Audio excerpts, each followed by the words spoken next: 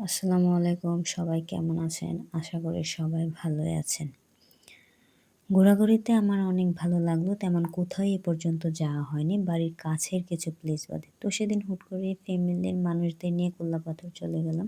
এটা একটা পাহাড়ি জায়গা। পাহাড় অবশ্য আরো অনেক উঁচু, উঁচু। কিন্তু আমরা যারা সমতলে থাকি তাদের জন্য এটাই পাহাড়। কি বলেন?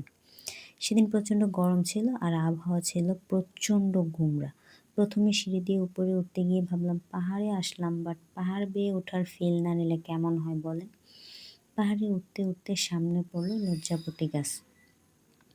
আর লজ্জাপতি গাছকে আরও লজ্জা দিয়ে নুয়ে দিতে কার না ভালো লাগে বলেন?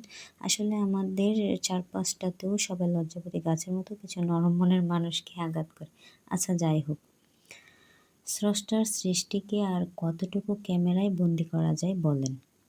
আসলে আমার জানা নেই স্রষ্টার সৃষ্টির এত সৌন্দর্য ক্যামেরায় বন্দী করা যায় কিনা। তবে নিজ চোখে দেখলে বিশ্বাস করতে পারবেন। তবে পাহাড়ের উপর থেকে দাঁড়িয়ে এই পড়ন্ত বিকালের দিগন্ত ছোঁয়া আকাশ, তার নিচে সবুজের সমারোহ, সত্যি গরমের মধ্যে এক শান্তি ফিল হচ্ছিল। আল্লাহ তাআলার সৃষ্টি যে কত সুন্দর নিজ চোখে না দেখলে তা বিশ্বাস করা যায় না। তার মধ্যে এই বেড়া খোলা চালের ঘরটা সামনে পড়লো। এর মধ্যে একটু সময় কাটালাম। আসলে ঘরটা অনেক সুন্দর লাগছিল, কারণ আমাদের আশেপাশে সচরাচর এসব ঘর দেখা যায় না। তো সামনে একটা ফুল গাছ পড়লো। ফুলটার নাম আমার জানা নেই। যদি আপনাদের জানা থাকে তাহলে কমেন্টস করে জানাবেন। তো ফুলগুলো অনেক সুন্দর ছিল।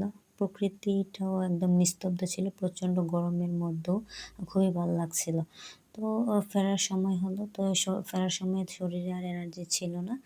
তাই সিঁড়ি দিয়েই নেমে পড়লাম। তো আজকের মতো এখানেই বিদায়। ধন্যবাদ সবাইকে যারা কষ্ট করে ভিডিওটি দেখলেন।